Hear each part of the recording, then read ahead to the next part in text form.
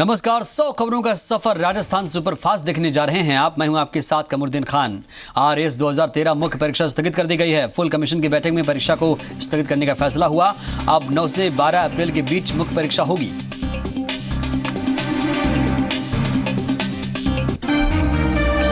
दो दिन के उदयपुर दौरे के बाद आज मुख्यमंत्री वसुंधरा राजे जोधपुर के दौरे पर हैं। मुख्यमंत्री ने यहां भदवासिया में ओवर ब्रिज का लोकार्पण किया। मुख्यमंत्री ने संभाग स्तरीय बैठक भी ली, जिसमें 3 जिलों की प्रतिनिधि और अधिकारी शामिल रहे। मुख्यमंत्री ने बैठक से पहले जेएनवीयू कैंपस में छात्र संघ कार्यालय का उद्घाटन भी किया। छात्रों ने जोरदार स्वागत किया। जोधपुर में मुख्यमंत्री राजे जिस होटल में संभाग स्तरीय बैठक ले रही थी, उस होटल के बाहर बीजेपी की महिला कार्यकर्ता ने हंगामा खड़ा कर दिया। महिला कार्यकर्ता सीएम से मिलना चाहती थी। पुलिस ने महिला कार्यकर्ता को रोक दिया तो वो भड़क गई। उदयपुर में बार एसोसिएशन के बैनर तले वकीलों ने कोर्ट परिसर के बाहर प्रदर्शन किया। दरअसल वकील सीएम के उदयपुर दौरे के दौरान हाईकोर्ट बेंच की मांग को लेकर उन्हें ज्ञापन देना चाहते थे। मुख्यमंत्री से मुलाकात नहीं होने के बाद वकील नाराज थे। वकीलों ने जिला बार एसोसिएशन ने कोर्ट चौराहे पर प्रदर्शन कर जाम लगा दिया। मुख्यमंत्री वसुंधरा राजे की जोधपुर यात्रा के दौरान उनसे मिलने पहुंचे पाक विस्थापितों ने कायलाना चौराहे के पास उनकी एक झलक देखने के लिए कार को रोक दिया, जिसके बाद बड़ी तादाद में मुख्यमंत्री कार के सामने आए लोगों को देख एक बार पुलिस के हाथ पांव फूल गए, लेकिन मुख्यमंत्री ने सहजता के साथ सभी लोगों को उनकी बात सुनने का आश्वासन। हालांकि मुख्यमंत्री उनके संगठन के प्रमुख हिंदू सिंह लोढ़ा से पहले मुलाकात कर चुकी हैं। सीएम ने उनकी लंबित समस्याओं को हल करने का आश्वासन दिया है। जालौर के बीजेपी विधायक द्वारा पार्टी के ही पोस्टर फड़वाने का मामला सामने आया है। दरअसल भीनमाल के बीजेपी विधायक पूराराम चौधरी ने किसान सम्मेलन के पोस्टर सिर्फ इसलिए फड़वा दिए, आयोजकों ने उनसे सम्मेलन की इजाजत नहीं ली थी। इतना ही नहीं, विधायक ने आयोजकों को ये धमकी दी कि देखता हूं सम्मेलन कैसे करवाते हो। विधायक की इस दबंगई पर प्रदेश बीजेपी अध्यक्ष अशोक परनामी ने कहा कि कोई भी हो, अनुशासनहीनता बर्दाश्त नहीं की जाएगी।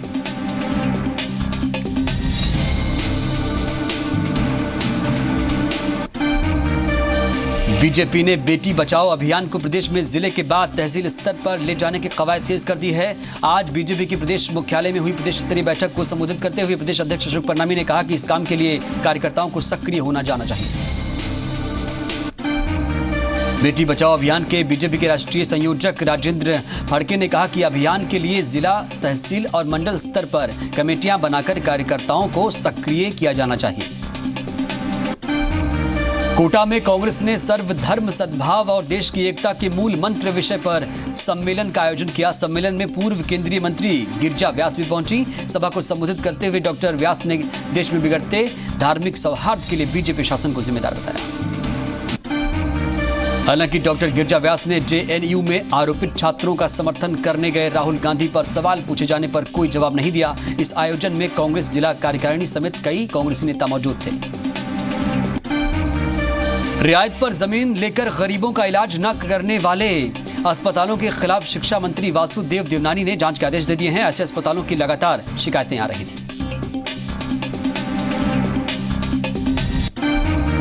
जिले में कई ऐसे अस्पताल हैं जो चैरिटी संस्थाओं के जरिए रजिस्टर्ड हैं और रियायत पर जमीन ले चुके हैं। अब ऐसे में अस्पतालों की जांच अजमेर विकास प्राधिकरण करेगा।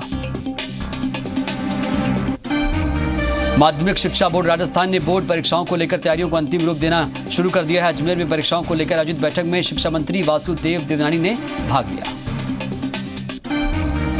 देवनानी ने शिक्षा अधिकारियों को इसे छात्रों की परीक्षा न मानकर अपनी परीक्षा मानकर काम करने के निर्देश दिए हैं। वहीं इस कार्यशाला में अधिकारियों को दिशा निर्देश देने के साथ ही हाईटेक नकल के मामलों से निपटने का भी प्रशिक्षण दिया गया।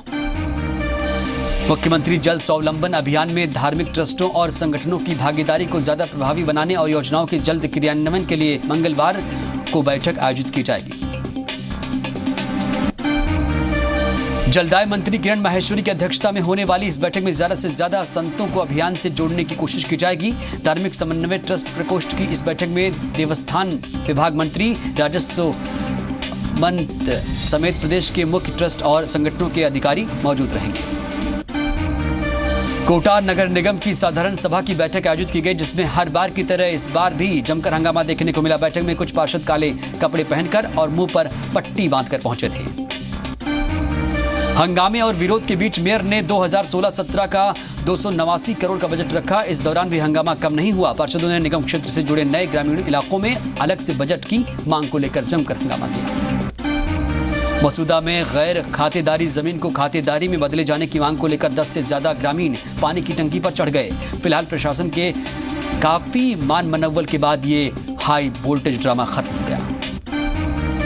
भारी पुलिस बल की मौजूदगी में टंकी पर चढ़े युवक ने खुद पर केरोसिन छिड़ककर आत्मदाह करने की कोशिश की, तो वहीं सरपंच ने टंकी से कूदने की कोशिश की। अपनी विभिन्न मांगों को लेकर आज प्रदेश भर के स्टाम्प वेंडर्स हड़ताल पर रहे। जोधपुर में सभी स्टाम्प वेंडर्स ने कार्य बहिष्कार किया। स्टाम्प वेंडर्स कलेक्ट्रेट पर इकट्ठा हुए। स्टाम्प वेंडर्स का कहना है कि सरकार प्राइवेट कंपनी को स्टॉक होल्डिंग का फायदा पहुंचाने के लिए ई स्टाम्पिंग को बढ़ावा दे रही है। इससे स्टाम्प वेंडर्स की रोजी रोटी पर संकट आ गया है। जेएनयू में राष्ट्र विरोधी नारेबाजी के खिलाफ राजस्थान विश्वविद्यालय में एबीवीपी ने प्रदर्शन किया। एबीवीपी से जुड़े छात्रों ने इस मामले को लेकर विश्वविद्यालय के मेन गेट पर प्रदर्शन किया और दोषियों के खिलाफ सख्त कार्रवाई की मांग की। छात्र नेता जयसिंह मोरेन के नेतृत्व में हुए इस विरोध प्रदर्शन में काफी तादाद में छात्र इकट्ठा हुए। छात्रों का कहना था कि अपने ही देश में राष्ट्र विरोधी नारेबाजी को युवा बिल्कुल बर्दाश्त नहीं करेंगे। सीकर रानोली के स्थानीय रेलवे स्टेशन को बी श्रेणी में रखे जाने की मांग को लेकर आज व्यापारियों ने अपने प्रतिष्ठान बंद रखे। वहीं अपनी मांग को लेकर 16 गांवों के ग्रामीण और जनप्रतिनिधि दिल्ली तक इसे ले जाने का मन बना चुके हैं।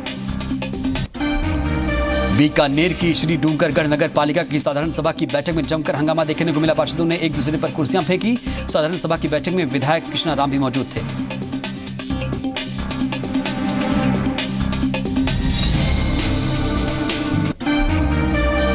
राज्य सरकार की ओर से लगातार छठी आयोग की सिफारिशों को लागू नहीं किए जाने को लेकर न्यायिक कर्मचारी संघ ने आज से अनिश्चितकालीन धरना शुरू कर दिया है। कलेक्ट्रेट चौराहे पर न्यायिक कर्मचारियों ने तख्तियां लेकर राज्य सरकार के खिलाफ नारेबाजी की। न्यायिक कर्मचारी संघ के जिलाध्यक्ष ने कहा कि पिछले महीने 25 तारीख को कर्मचारियों ने आकस्मिक अवकाश रख राज्य सरकार को चेताया था, उसके बाद भी सरकार नहीं जागी। गुमानाराम जाट हत्याकांड मामले में गिरफ्तार आनंदपाल के 2 गुर्गे श्रवण दास और जितेंद्र चारण की आज सुजानगढ़ कोर्ट में पेशी हुई। आरोपी श्रवण दास को अदालत ने जेल भेज दिया है, वहीं जितेंद्र चारण को रिमांड पर लिया है। गुमानाराम की हत्या के बाद आक्रोशित ग्रामीणों ने उग्र प्रदर्शन कर मामले की जांच एसओजी को सौंपने की। एसओजी के उप पुलिस अधीक्षक संजय शर्मा ने बताया कि आरोपी श्रवण दास को जेल भेजे जाने के निर्देश अदालत से मिले हैं। प्रदेश में सरकार और प्रशासन की सख्ती के बावजूद गौ तस्कर बेखौफ हैं। गौ तस्करी का ऐसा ही सनसनीखेज मामला दौसा से सामने आया है, जहां ट्रक में भर भर कर 70 गायों को ले जाया जा रहा था। पुलिस ने क्रेन की मदद से ट्रक को गौशाला तक पहुंचाया और गायों को मुक्त कराया। पुलिस ने गौ तस्करी का मामला दर्ज कर आरोपियों की तलाश तेज कर दी है। दौसा में अपराधी इतने बेखौफ हैं कि पुलिस पर हमला करने से भी नहीं चूक रहे। जिले के मंडावर थाना इलाके के टोडरा गांव में सामूहिक दुष्कर्म के आरोपी को गिरफ्तार करने पहुंची पुलिस पर पिटाई करने का आरोप है।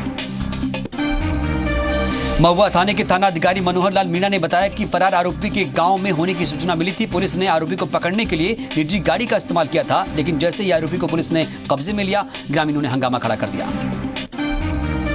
चित्तौड़गढ़ पुलिस ने एक बड़े कॉलकर रैकेट का पर्दाफाश किया है। भातसोड़ा थाना पुलिस ने कार्रवाई करते हुए एक होटल पर दबिश दी और यहां से 11 लड़के लड़कियों को गिरफ्तार किया गया। भदेसर के पुलिस उपाधीक्षक गोपाल दास रामावत के नेतृत्व में इस कार्रवाई को अंजाम दिया गया। इन सभी को वेश्यावृत्ति के आरोप में गिरफ्तार किया गया है। पकड़े गए 5 लड़कों में से 3 गुजरात के और 2 स्थानीय हैं। अजमेर के पास पालवरा गांव में बीती रात एक हिंसक जानवर ने गाय और 2 बछड़ों पर जानलेवा हमला कर दिया, जिसके चलते तीनों की मौत हो गई। यह हिंसक हमला पैंथर का माना जा रहा है। अलवर के मेहताब सिंह का नौहरा में एक मंदिर में चल रहे धार्मिक आयोजन के दौरान आग लग गई। आग लगने की वजह गैस सिलेंडर का लीक होना बताया जा रहा है। हादसे में अमित नाम के युवक झुलस गया। मंदिर में सुरेश मीणा ने धार्मिक आयोजन किया था। सिलेंडर खत्म होने पर सुरेश के बेटे अमित ने सिलेंडर बदलना चाहा तो अचानक आग लग गई। श्री डूंगरगढ़ में NH11 पर लखासर गांव के पास निजी बस और ट्रक की टक्कर में एक ड्राइवर की मौके पर ही मौत हो गई। 7 लोग जख्मी हो गए। घायलों को पहले श्री डूंगरगढ़ के अस्पताल में भर्ती कराया गया, जहां से उन्हें बीकानेर रेफर कर दिया गया है। चौमू के हाथनोदा गांव में पत्थरों की खान के बीच अधेड़ का शव मिलने से सनसनी फैल गई। जिस शख्स का शव खान के बीच में पड़ा मिला, उसका नाम भगवान सहाय मीणा है। शव मिलने के बाद ये सवाल उठने लगे हैं कि उसकी मौत महज हादसा है या फिर कोई साजिश, क्योंकि मृतक के सिर पर चोट के निशान भी हैं। पुलिस ने शव का पोस्टमार्टम करवा दिया है। कोटा के मंडाना वन रेंज के पास भालू ने खेत की रखवाली कर रहे एक किसान पर हमला कर दिया। इस हमले में किसान गंभीर रूप से जख्मी हो गया। हमले की सूचना मिलने पर किसान के परिजन मौके पर पहुंचे और उसे अस्पताल में दाखिल करवा दिया। भालू के हमले की सूचना के बाद वन्य जीव विभाग की टीम भी वहां पहुंची, लेकिन तब तक भालू जंगल की तरफ भाग चुका था।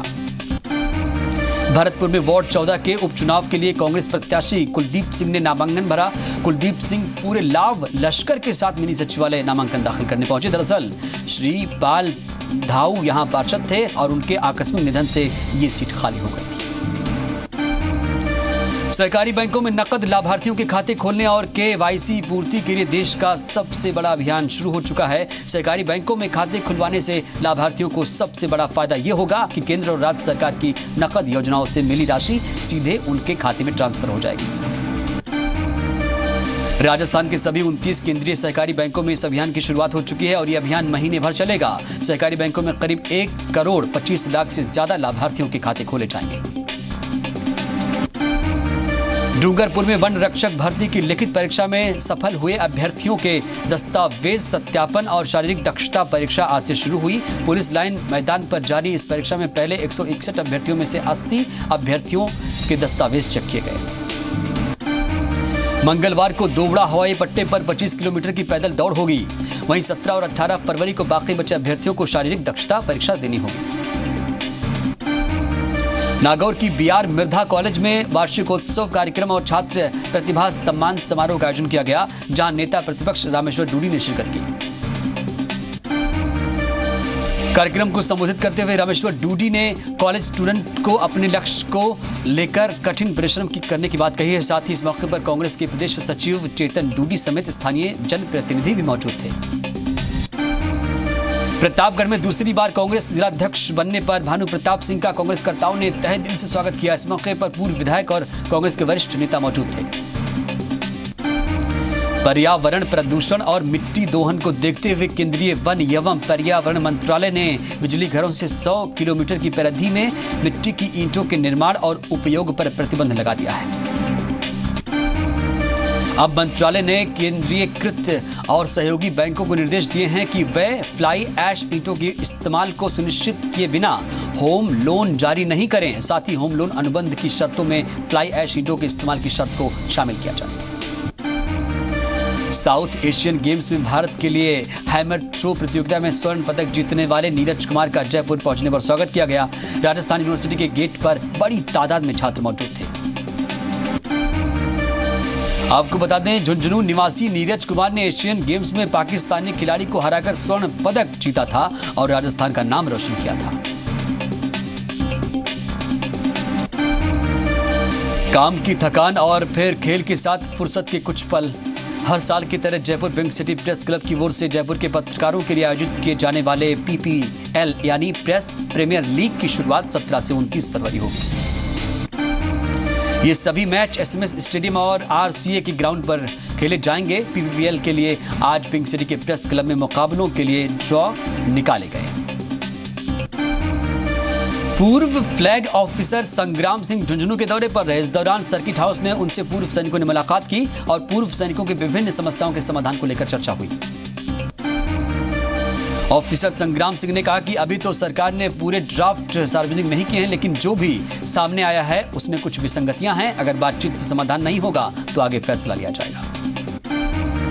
जालोर में 3 दिवसीय महोत्सव का आगाज हो चुका है। इस मौके पर शहर में एक भव्य शोभा यात्रा भी निकाली गई। सभी धर्मों के धर्मगुरुओं ने मेले को सफल बनाने को लेकर सामूहिक प्रार्थना की। JNU में पाकिस्तान जिंदाबाद और अफजल गुरु के समर्थन में नारेबाजी का विवाद बढ़ गया।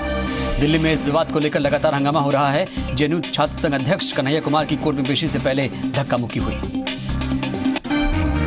दिल्ली पुलिस ने आज जेएनयू विवाद पर गृह मंत्रालय में स्टेटस रिपोर्ट सौंपी है।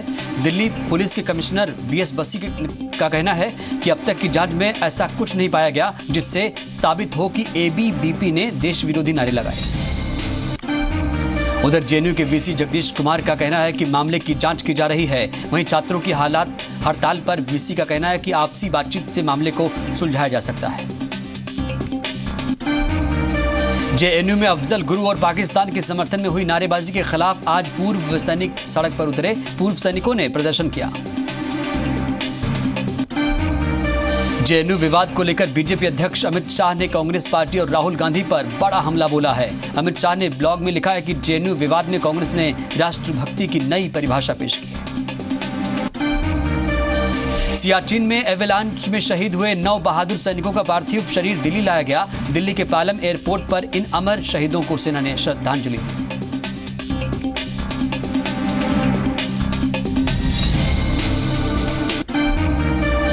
स्नैपडील कर्मचारी दीप्ति सरना किडनैपिंग केस सुलझ गया है। पुलिस ने इस मामले में 5 लोगों को गिरफ्तार किया है। पुलिस की माने तो दीप्ति की किडनैपिंग के पीछे एक तरफा प्यार की कहानी है। पश्चिम बंगाल में 24 परगना में हादसे के विरोध में जबरदस्त हंगामा देखने को मिला। नाराज लोगों ने पुलिस के खिलाफ जबरदस्त हंगामा किया। कोलकाता में बाइक सवार बदमाशों ने स्कूल के बाहर फायरिंग की। गोलीबारी में एक शख्स घायल हो गया। फायरिंग के बाद पूरे स्कूल में हड़कंप मच गया। फरीदाबाद के सेक्टर 11 में एक प्रॉपर्टी डीलर को कार से कुचलकर मारने की कोशिश हुई। प्रॉपर्टी डीलर सुबह टहलने के लिए निकला था, तभी तेज रफ्तार कार ने टक्कर मारी। अमेरिकी राष्ट्रपति बराक ओबामा और रूसी राष्ट्रपति व्लादिमीर पुतिन ने सीरिया संकट पर फोन पर बातचीत की। ओबामा ने पुतिन से सीरिया में सकारात्मक भूमिका निभाने और उदारवादी विपक्ष के खिलाफ रूसी हवाई हमला रोकने को कहा है। यमन की राजधानी सना पर हुए सऊदी अरब के एक हमले में 18 लोगों के मरने की खबर। यह हमला उस वक्त किया गया जब यहां के एक गोदाम में सामान रखा जा रहा था। हांगकांग में हुए दंगों के विरोध में एक सिविलियन ग्रुप ने मार्च निकाला। यह मार्च पुलिस फोर्स के समर्थन में निकाला गया। अफगानिस्तान में चल रहे युद्ध में बीते साल सबसे ज्यादा नागरिक मारे गए। संयुक्त राष्ट्र की एक रिपोर्ट में इसका खुलासा हुआ है। 2014 के मुकाबले 2015 में 4% से ज्यादा नागरिक युद्ध में मारे गए। चीन में जीका के पहले मरीज को अस्पताल से छुट्टी दे दी गई है। जियाओनक्सी प्रांत के एक अस्पताल में भर्ती मरीज को जीका से ठीक होने पर डिस्चार्ज कर दिया गया है। भारतीय मूल के श्रीनिवासन अमेरिकी सुप्रीम कोर्ट के चीफ जस्टिस हो सकते हैं। ओबामा श्रीनिवासन को नामांकित कर सकते हैं। अमेरिकी चीफ जस्टिस एंटोनिन का टेक्सास में अंतिम संस्कार कैथोलिक रीति रिवाज से किया गया। 79 साल के जस्टिस एंटोनिन का 13 फरवरी को निधन हो गया था। नॉर्थ ईस्ट चीन में हुई भारी बर्फबारी के चलते कई जगह ट्रैफिक जाम का सामना करना पड़ा। यहां तापमान में सीधे 12 डिग्री सेल्सियस की गिरावट दर्ज की गई है। अमेरिका के पेंसिल्वेनिया में सर्दी जानलेवा होती जा रही है। यहां पर तेजी से गिरते तापमान की वजह से अब तक कई लोग अपनी जान गंवा चुके हैं। वैलेंटाइन डे के मौके पर ताइवान के आसमान में सैकड़ों लैंप छोड़े गए। यहां इकट्ठा हुए कपल्स ने लैंप पर रोमांटिक संदेश लिखकर उन्हें आसमान में छोड़ा।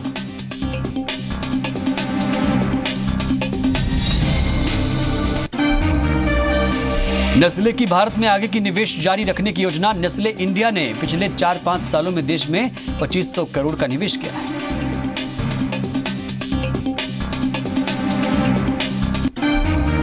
कॉमर्स मिनिस्टर निर्मला सीतारमण ने कहा कि मेक इन इंडिया को अच्छा रिस्पांस मिल रहा है। सीतारमण ने मेक इन इंडिया से देश में निवेश बढ़ने की उम्मीद जताई है। पेट्रोलियम मंत्री धर्मेंद्र प्रधान ने मेक इन इंडिया की तारीफ करते हुए कहा कि इससे इन्वेस्टर्स और एंटरप्रेन्योर को बड़ा मंच मिला है। उन्होंने कहा कि मैन्युफैक्चरिंग सेक्टर में तेज ग्रोथ हासिल करना सरकार के लिए सबसे बड़ी चुनौती है। पावर मिनिस्टर पीयूष गोयल ने कहा कि देश में 24/7 बिजली देने के लिए बड़े निवेश की जरूरत होगी। उन्होंने कहा कि सिर्फ रिन्यूएबल एनर्जी में अगले 4 से 5 साल में 7 से 8 लाख करोड़ का निवेश आएगा। ओवर सप्लाई और कमजोर फंडामेंटल्स के कारण क्रूड की कीमतों में एक बार फिर गिरावट आ गई है। एमसीएक्स पर क्रूड के भाव में करीब 0.5% की गिरावट देखने को मिली।